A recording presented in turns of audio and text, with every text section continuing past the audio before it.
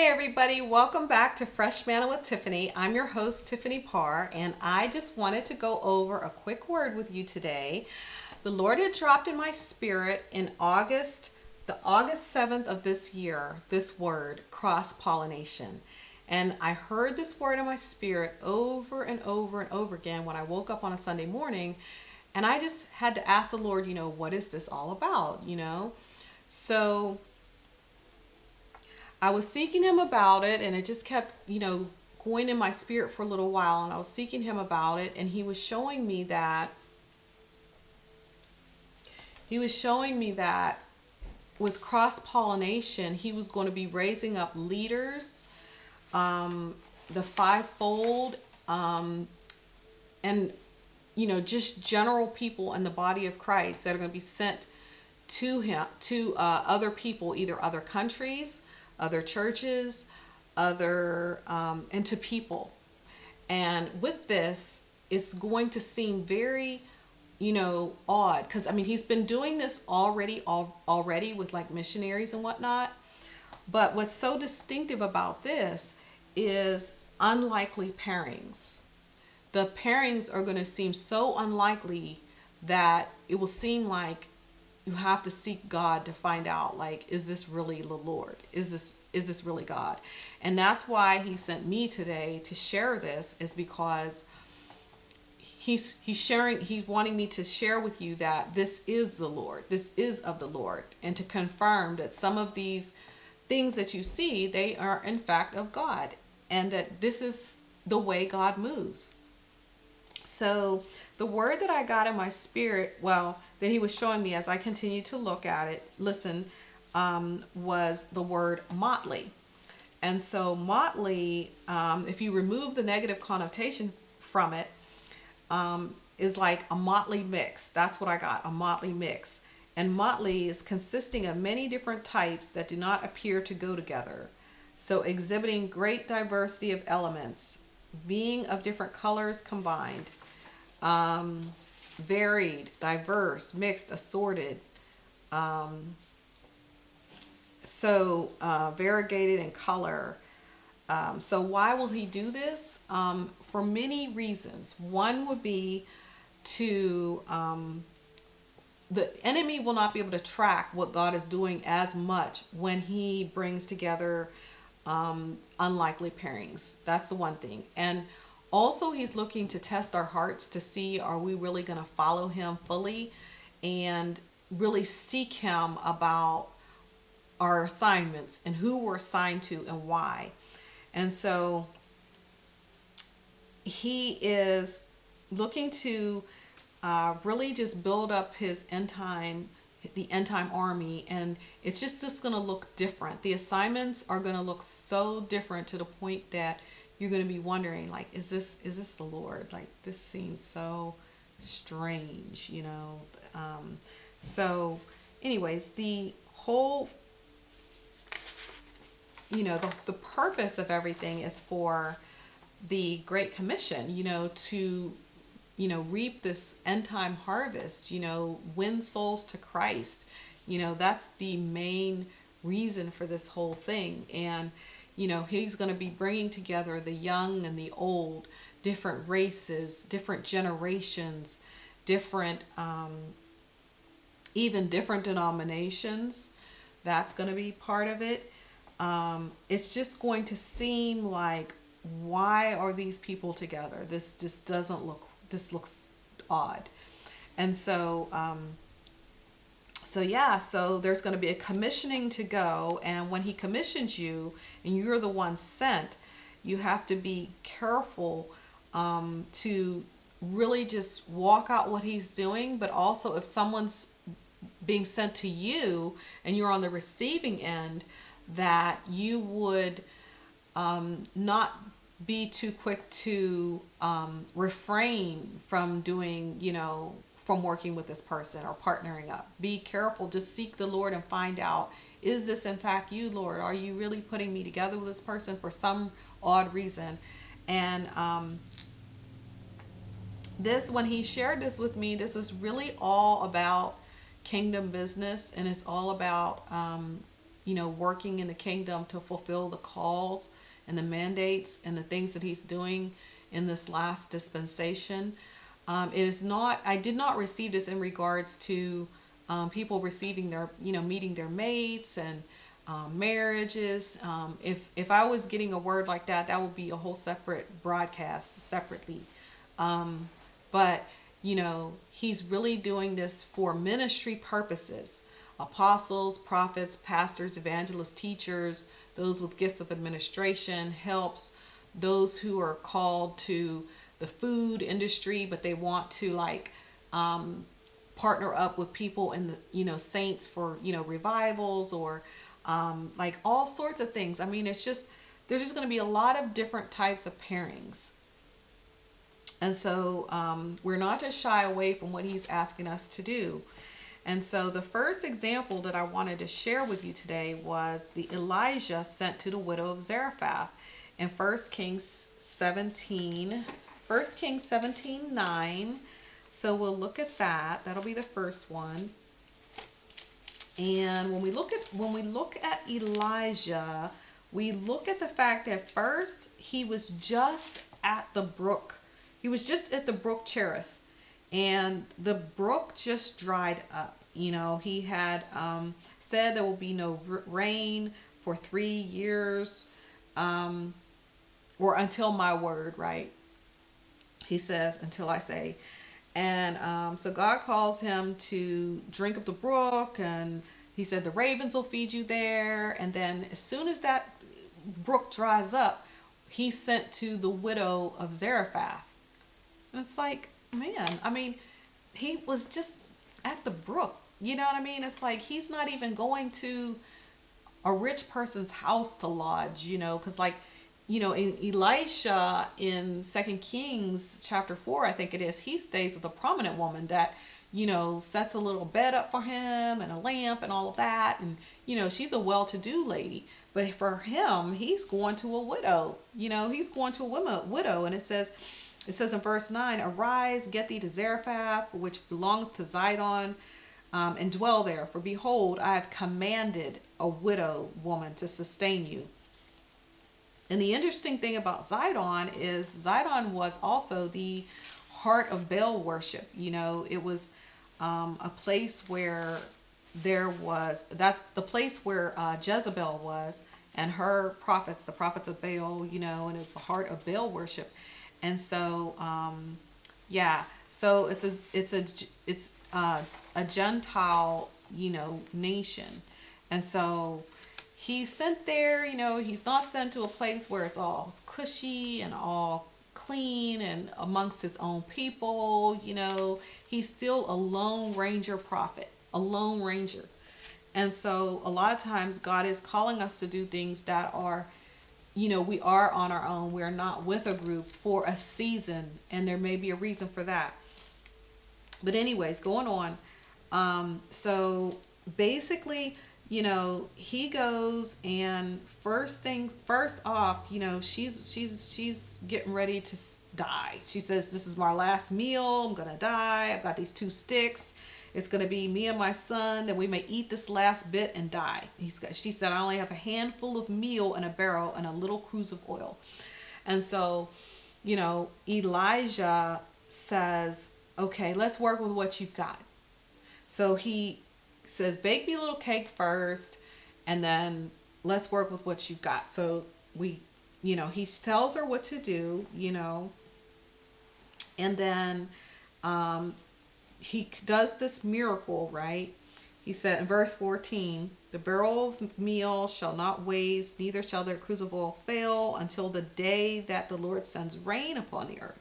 So even that, he speaks over her about that.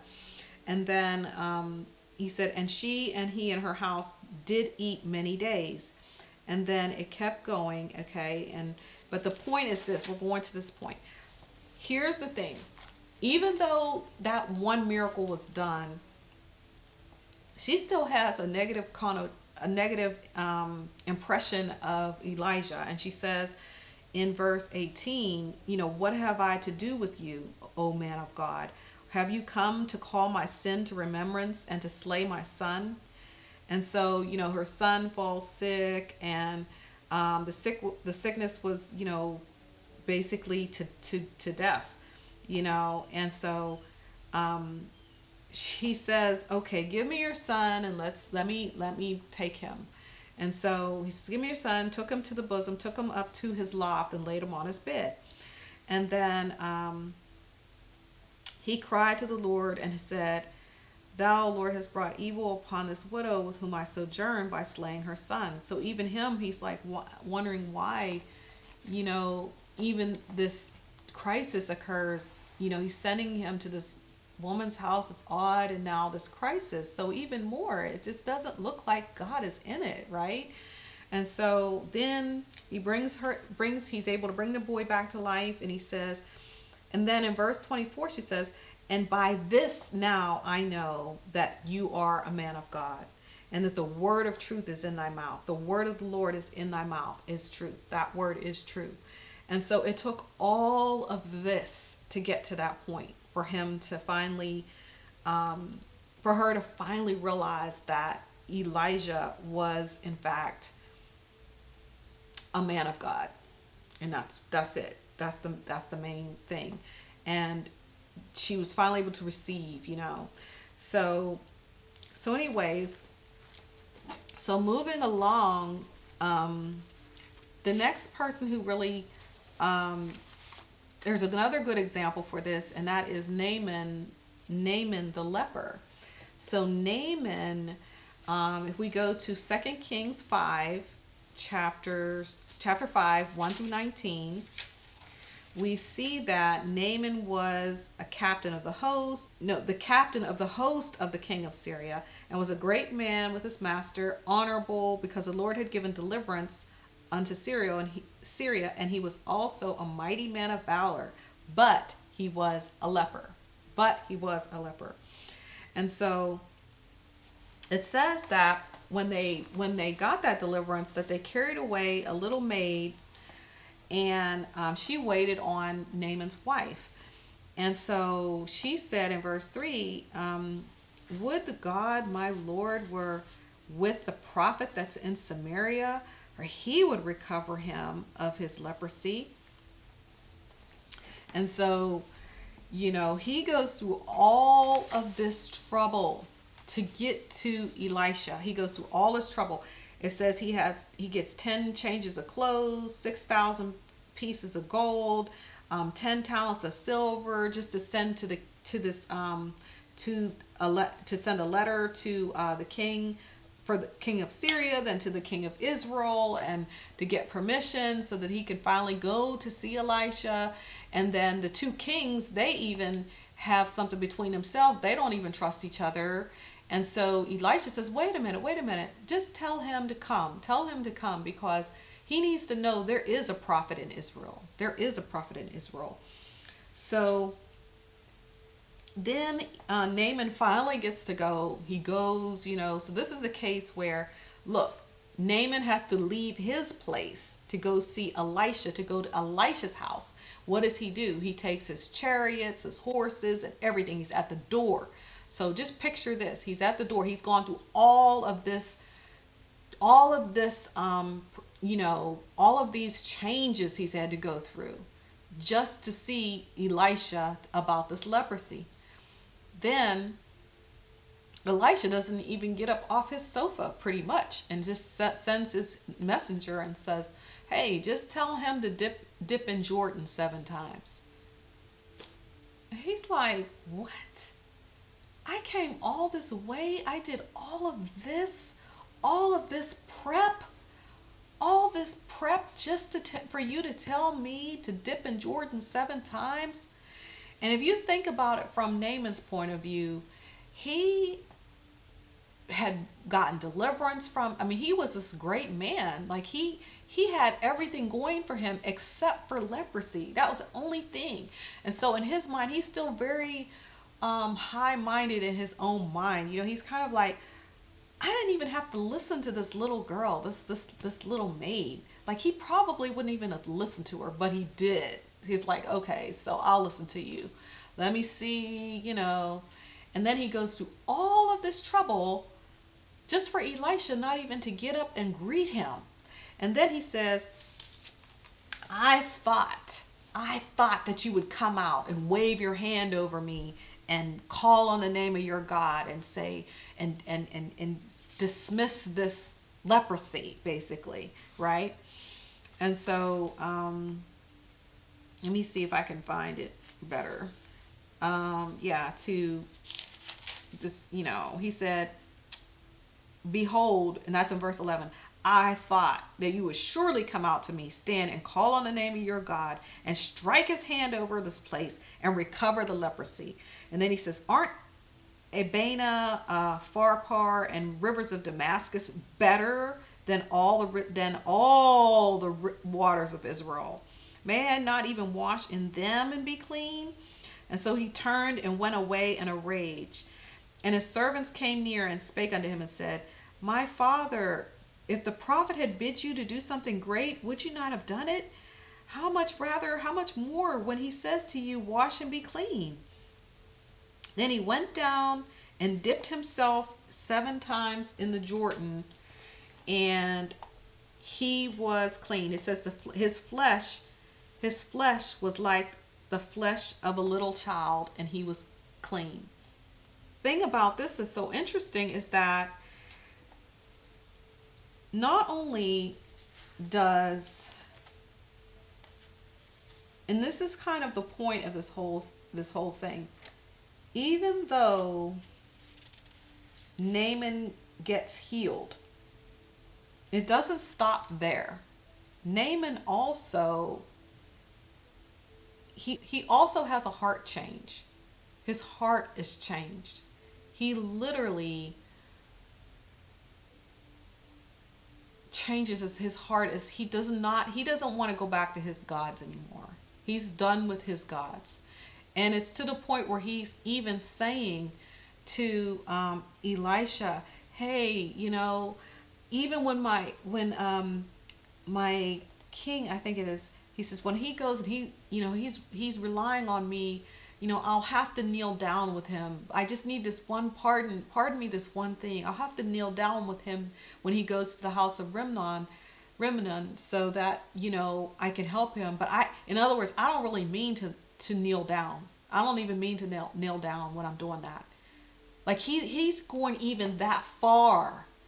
That's how much this fruit was born. Like, we don't really know when God is doing something. We don't even know the depths of the fruit that will be born from it. We just have to go. Just like Naaman went. He just went. Even though he was going with just the voice of this maid just told him. Sometimes it's that small voice that says, this is right, just go for it, And thank God that Naaman had his friends around him and his servants that said, hey, look, if he had asked you to do something difficult, you would have done it, right? How much more just to dip in Jordan? Just do it. What's the big deal? And so anyway, so even more so what happened was he even said, I want to take some of this earth back with me. People always look at the sin of Gehazi. They always look at that. They look at, what Elisha did and this and that, and and then he offers him gifts, and everything is always from Gehazi's standpoint of the greed that he has. He's listening for the gifts. Oh, look at this prominent man. He's like, oh, la la la, and then he leaves, and Elisha's like, I will not take any gift. I don't need any gift. He said, as the Lord lives, I swear I will not take any gift from you. This is just the blessing of God. Like, I'm just the healing from the Lord. Like, I'm not looking for anything from you. And he has that much conviction. And then he goes off, and then Gehazi comes up with this lie about 2 prophets coming and needing a change of clothes and all of this kind of stuff, right? And now, the result of that, we don't have to get into that. But people take it from that point of view and miss the heart change, the miracle that happened, not only with the leprosy, but with Naaman's heart changed. It was changed from he didn't even want to serve his God anymore. He said in verse 15, and when he returned to the man of God with all the company and came and stood before him, he said, "Behold, now I know that there is no God in the earth. There is no God in all the earth, but in Israel. So please take a present from your servant." And he said, "As the Lord lives before whom I stand, I will take nothing." And he urged him to take it, but he refused. And he said, Naaman said, "If not, please let your servant at least be given 2 mules, burnt offerings." And he said, "In this matter, may the Lord pardon your servant." Da, da, da. When he goes into the house of Rimnon, he worships there. He leans my hand. I bow down. He said, "Pardon your servant in this matter." And then he said, "Go in peace. You're fine. Go in peace." And so look at the change that occurred even from that, like the heart change. And then he said that he wanted a piece of the earth to take back with him. He says, "Please let your servant be given 2 mules load of earth, for your servant will no longer offer burnt offerings, nor will he sacrifice to other gods, but to the Lord."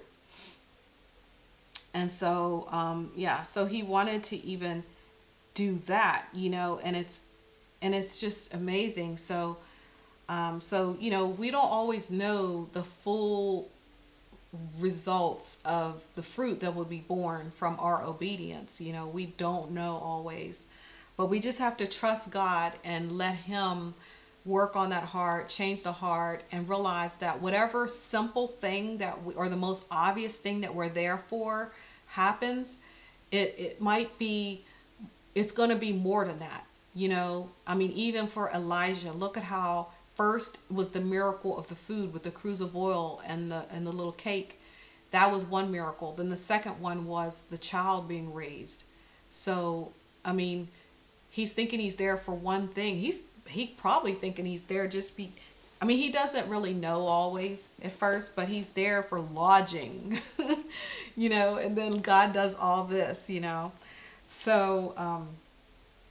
So anyways, I want to wrap up with that for this segment, but I will be back and we will continue on with cross-pollination, because there's so much more to this than just these a couple of examples. So I want to bless you guys just to have a great rest of your day, and I will be back. Come back for part 2 to learn about the other people who were cross-pollinating. All right, have a great one. Bye.